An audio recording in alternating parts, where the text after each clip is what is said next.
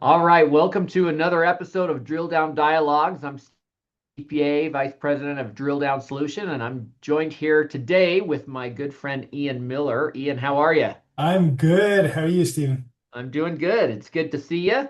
Um, you do a lot, and I'm not sure how much your name is recognized amongst the dental industry, but I think people once they realize all that you do, I mean, this is Ian is someone to know in dental for sure. Ian, tell us first just a little bit about your background, your professional background, how you got into dental, and then we'll talk about more what you're doing now.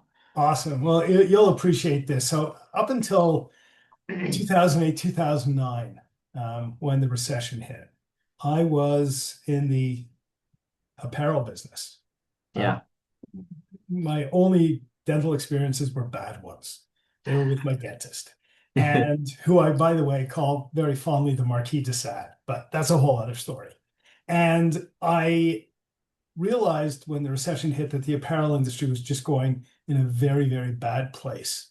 Mm, Um, Unfortunately, there's a lot of parallels going on in dentistry today, which we could talk mm, about later. mm, But it's interesting the way that in the apparel business, what happened was there was a lot of consolidation, and a lot of the retailers were putting a lot of their mishaps on the shoulders of the apparel vendors.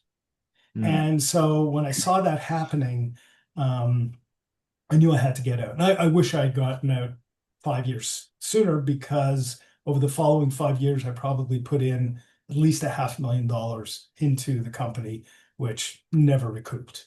Mm. Finally, I didn't know how to get out of what I was doing. And so I kind of waited for the right opportunity, which again, regret, hindsight 2020. But when an opportunity for me came to get into the dental world, I just said, thanks, bye, and left. And so I had the opportunity to join a fledgling toothpaste company who Mm. had a very unique product. They were in about 1,000 dental offices, and they needed somebody to scale the business. I had known this person for 30 odd years, and he said, I know you're unhappy doing what you're doing. Why don't you come with me? And so I said, sure, why not? My business was going nowhere, and just said, great. So fast forward 5.5 years, built that business to 50,000 offices worldwide. Mm. And we were an offer came our way to sell the brand, which we did. And I took about a year to help with the transition and everything else. And then I decided to go out on my own and use all my experience from the apparel world, from the dental experience that I had, and I've got some very unusual experiences as well, which are kind of cool. Okay. I'm in the Guinness Book of World Records, I which didn't know is that. I yeah, you didn't know that? I thought yeah. So yeah, I got into the Guinness Book of World Records in 2005 for endurance. And I played in a softball game that lasted 96 hours. Holy And cow. it was intentional. It wasn't accident. It wasn't like it was tied for 96 hours. It was intentional. We won 650 to 590 or something like that, which is kind of Wow. cool. And we raised a lot of money for some charities in Montreal. Okay. And so yeah, so one of my claim to fame is that I'm in the Guinness Book of World Records, which is kind of cool. Awesome. Yeah. And I use that kind of philosophy, that endurance and philosophy in the way I operate my businesses, which, again, talk about a little bit more later, but it's kind of neat. And as well, I did stand-up comedy for I a didn't little know bit. that either. And I did it with Howie Mandel, Jim Carrey. Oh my Um, gosh. and you can kind of see, if you look at where they are in their comedy career and look at what I'm doing, you can see I probably wasn't very funny. But yeah, so that was a lot of fun. I had a lot of fun doing that. And again, the experience you get from standing up on stage and Mhm. making people laugh, or even more when you don't make them laugh, is Yeah. Yeah. those kind of experiences you just can't buy. You can't learn. They Yeah. just happen. And so Yeah. again, you take all these little things and bring it to forward to today, and you just end up. I'm in just a super place right now, having fun what I'm doing, and and so that's my background in 5 minutes or 10 minutes. Awesome. So tell us about your current businesses and what you're focusing your efforts on now. So after the after I left the toothpaste company and I started Dental Mutuality. And Dental Mutuality is kind of like what it says. It's the mutual feeling, a mutual connection between multiple people. And what I wanted to do is I wanted to bring the vendor space and the dental space together because let's face it, most dentists hate being sold anything by salespeople. And most salespeople, although you think that they like selling, they don't because they really get rejection way more than they don't. Yeah. And things shouldn't be that way. Our industry has evolved so much in such a quick time between the technology and the AI and all the software and all Yeah. the agents and everything else going on that I felt that there had to be a better collaborative way to listen to dentists and to their staff's problems that they all have, whether it's staff shortages or whatever, and to come up with solutions for them. And it wasn't always about, well, I've got one product and I'm going to make sure I fit that round peg into the square hole and shove this down your throat. Because that's what Yeah. every salesman does, right? Hmm. And I wanted a different approach. So I went out and found a few companies where we became their chief revenue officer, where we were able to kind of listen to the dentists and the DSOs challenges that they have and propose a solution that fits their need, as Mm. opposed to saying, I have a product, let's find a problem that you have to so that we could sell you something. Okay.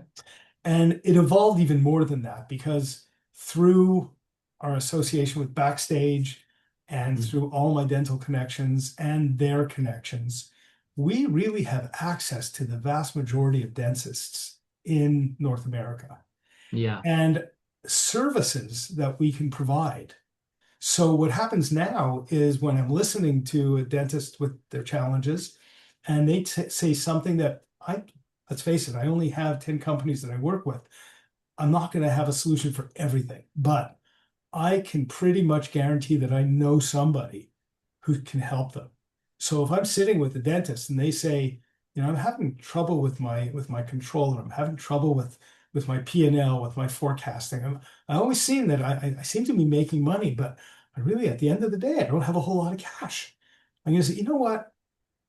I can't help you personally, but I am going to introduce you to the CPA who I know who has the greatest smile and the greatest personality.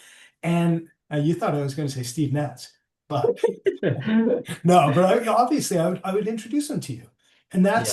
that's what I could provide to any dentist is to the dentists, I provide a solution to their problem, whether it's something directly or indirectly. To the dental vending companies out there, it's mostly startups.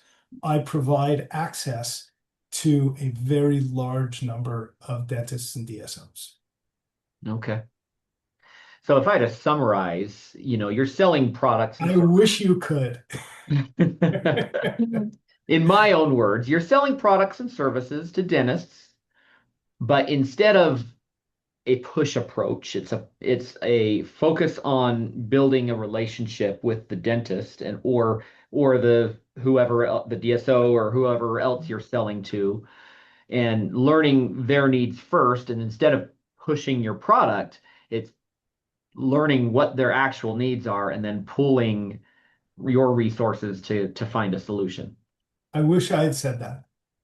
But yes, But that's awesome to understand that. So let's go back. I mean, you saw what was coming down the road with the apparel business and how that, I mean, did it destroy the vendor, the US apparel, US and Canada vendor? Is it complete? I mean, what has happened to that? And then what are some of the warning signs for dental? So what happened back in, let's face it, the recession hit everybody hard, right? Right. What happened in the retail world was that the big guys got bigger, the small guys got pushed out, Yeah. other than the niche businesses. Hmm. Again, parallel to the DSOs today, right? Yeah. Is that everybody wants to grow by M&A and and I think they lost focus on the customer. A lot of complaints today on DSOs is they've lost focus on the patient, Yeah. right? Yeah. That didn't happen when everybody was, one, two, three units didn't happen. Now Right. that there's 50, 100, 500 units, is the bottom line becomes more important and some people suffer. And I'm not going to be very popular for saying that, but that's what we're trying to help. We Yeah. want to help the patient experience. We have a lot of companies who that's what we look for. We look for companies who are going to help the practice and the patient, not just the practice Yeah. at the expense of the patient. So we want to help that patient experience so that the patient is coming out of the office and raving about how great that experience was. Because Mm. when you do that, you're going to drive more and more patients to that practice and to that DSO. So what happened in the apparel world is that all of a sudden they thought that, oh, okay, what we're going to do is we're going to go on sale and we're not going to care about the quality of the product. Yeah. And we're going to take that sale price that we just gave the customer and we're going to make the vendor pay for that. Mm. So, we would sell them something for $20 and they would give a $5 discount off of $40. And then they'd come back to us for the $5. And so Mm. we couldn't make money. Yeah. So what happened? We started charging more, right? Mm. Well, then who gets screwed at the end is the customer.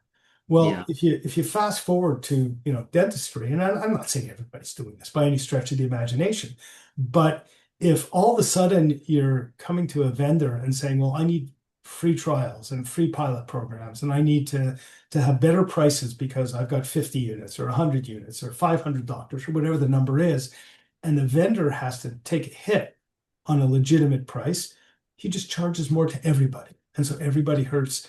And when everybody hurts from a dental perspective, the patients hurt, right? Yeah. And then Yeah. all of a sudden you hear complaints, well, the insurance isn't paying me enough and I'm losing money Right. because of the insurance. And it's just a vicious cycle. Whereas if everybody could treat everybody in a more fair manner, Yeah. everybody would win. Everybody would make money. And again, I go back to the apparel world where if you look at the 70s and 80s, everybody was making money. Mm. Everybody. The Mm. vendor was making money, the retailer was making money, and consumers were getting a good product at a good price. Yeah. Fast forward, the vendors were struggling because they couldn't make money. Every retailer was showing losses left, right, and center, and the consumers were paying more. How does that even happen? Mm. Like somehow the math didn't work, but it happened. And I Interesting. do see the beginnings of that now. I Yeah. see that the complaints that I hear are obviously a lot of offices want to go to a fee for service and they're Right. not happy with insurance.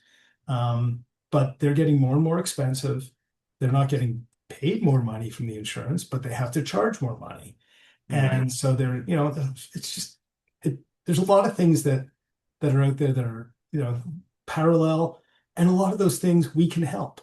And we can Yeah. help again because of the companies that we work with and because of the incredible network of consultants and vendors that I'm part of. We Yeah. can help vast majority of problems out there. Yeah. I mean, we could get philosophical here, but I mean, that's just a lesson of, the impact that greed can have on a whole industry, um, top to bottom, and also the power of collaboration and uh, treating your business partners. with, you're on the same team. The vendors and the retailers for apparel. Same thing with what we do for dentists. I find the relationships is the funnest part about being in business. Mhm. And that's relationships with my clients, but also relationships with people like you and other people in backstage and another, dental providing capacities. It's just fun having those connections and working together, not trying to screw someone, for lack of a better term. What are some, those are some telltale warning signs. What are, I mean, you're helping, but what are some of the solutions to avoid those types of pitfalls? Whether you're a vendor selling a practice or you're a practice getting a patient to accept the treatment plan, you have to learn what you're doing and who you're doing it with, right? And there's the old saying, God gave me two ears and one mouth so I could listen more than I talk. And I do believe that. I know I'm sitting here talking, but that's what the purpose of this is. But when you're working with somebody, it's a two-way street. You have to listen. You have to really understand what the challenge that person is facing. If it's a patient, are they in pain? Do they just want to have a better aesthetic smile? Are they worried about the future? Are they worried about the cost of the treatment? Like, listen to their concerns. Find out what really motivates them Yeah. and educate them. Same thing for a vendor selling a dentist. If you are listening to the dentist problems and you could educate them on whatever you're selling, then you're no longer selling. You're educating about something, you're listening to a problem, and let them buy from you rather than you sell to them. I know that it sounds like it's the same thing, but it's different. When I was kind of teaching staff how to sell toothpaste to their patients, and I would say, don't, because everyone said, oh, I hate selling stuff, which we'll talk about dropship dental, shameless plug, but I hate selling stuff in the office. I agree. But what I used to tell them is, I don't want you to sell anything. Wait a minute, you want me to buy this and not sell it? You go, yeah, I don't understand. You want me to lose money? No, I want you to make money. But Hmm. I don't want you to sell a patient. I want you to educate the patient on what this toothpaste does so that they're almost begging you to buy it. Yeah. Yeah. Because if you reach that point where you can educate somebody on what you are providing, not selling, but providing, Hmm. and they want to buy it from you, all the friction has disappeared. Yeah. All of a sudden, the back isn't up anymore, and you're just having a friendly conversation. As a matter of fact, I Yeah. would tell every dentist to say, this is the toothpaste. I taught them how to present it. And when the patient says, oh, that's great, where can I buy it? I told them, don't tell them that you want to sell it to them. Say, go to Amazon. Hmm. It's on Amazon. However, I keep a small inventory here for my preferred patients, just in case they don't want to go to Amazon. Really? How much is it? It's $20. They went on Amazon, it was 30. Hmm. You're giving it to me less than Amazon? Really? Now all of a sudden you made not only a patient for life, a friend. You made a Yeah. friend for life and a patient. And it's just that's kind of in my philosophy of selling is how I approach it. It's just educate. If they don't want to buy it, next, there's so many people out there to buy something. Sure. Yeah. Um, Yeah. excuse me, just educate. If you have good product, good service, a good, financial practice, a great consulting firm, whatever it is, just let them know what you are offering, educate them on what benefits there are. And if they want to buy, they'll buy it. You don't need to Yeah. push it down their throat. Yeah. Awesome. So who's a good candidate for someone to talk to you or to look up Dental Mutuality? Yeah, I mean, everybody. Yeah.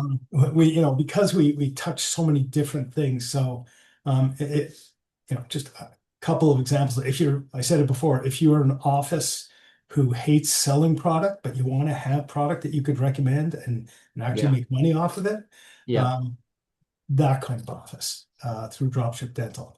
If you have patients who are anxious, fearful, or want to help reduce their pain, then we've got a product for that in virtual reality from Paper Plane Therapeutics. In your hygiene, we've got hygiene educators for myofunctional therapy. We've got hygiene products, phenomenal interdental brush, brand new concept in Mm. floss that works so much better than any floss on the market. We have things like that. We've got software for offices. So we've Mm. got sterilization, labeling, and logging software, which helps you avoid litigation, which helps you just keep track of everything you're doing in the office, which you should be doing anyways. This just saves you money doing it. We've got software for basically it is a practice performance analytics software. And this is unlike anything you've ever seen. But if you're a practice, especially for those who have more than one location, you want to see how what your hygiene department is doing in Spokane, Washington, and all of a sudden, your dashboard lights up that it dropped by 5% last month. You want to know about that right away. And so we have software that does that. Um, we're working on a really cool UGC, which is user-generated content, where dentists can get their patients to give them video testimonials. And the coolest part about it is that the AI that we use actually listens to the video and uses that in the SEO of the practice. So if somebody's searching um, for a root canal, not only with the words that you use in your blog and on your social media, on your website, but lastly, listen to the videos that you have from your patients or from yourself, and we'll find you via those videos. It's the coolest thing ever. Cool. Cool. So we touch on a lot of different things. Well, I would agree. I think any dental practice owner needs to talk to you or go check out Dropship Dental. What is the best way to get in touch with you or find out more? So our website, our main website is dentalmutuality.com. You could reach me at ian@dentalmutuality.com.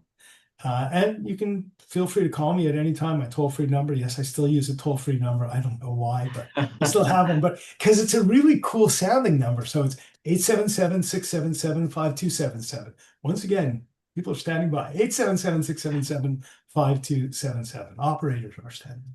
But no, it's one of those numbers I just can't give up. Yeah, Even though yeah, nobody needs it anymore with cell phones, but it's yeah. a fun number to have. Awesome. Well, this has been a great conversation. I hope that people will reach out to you because I think there's just so much that not only that you can offer, but that people can benefit from talking to you and you're someone that people can trust. And I know you put heart into what you do. It's not just, trying to make a quick buck and leave. Well, So thank you. I appreciate that. yeah. Well, I appreciate your time with me today. Anything else you want to leave listeners with before we let them go? Um, just, you know, at the end of the day, everybody is a human being. And, we share this planet all together. And respect is all that I think that anybody wants, whether or not it's respecting you and your dental staff, whether it's respecting the patient, the vendor that comes knocking on the door. Just old thing, do unto others as you want done to yourself, and just Yeah. respect. It's the one thing that I find has deteriorated a bit in not just dentistry, everywhere. Yeah. That I think that we all after COVID got hit with a lot of emotional things, a lot of Yeah. just changes in the world, and I see Yeah. a little bit of a deterioration. And at this stage of my life, if I can just say respect people and give of yourself, give of Yeah. yourself. Good advice. I've learned a lot just from talking to you today. So I appreciate the advice, the insights. And I think you have a lot to offer. So thank you again for being with us. Oh my pleasure. Anytime. Thank you. Thank you.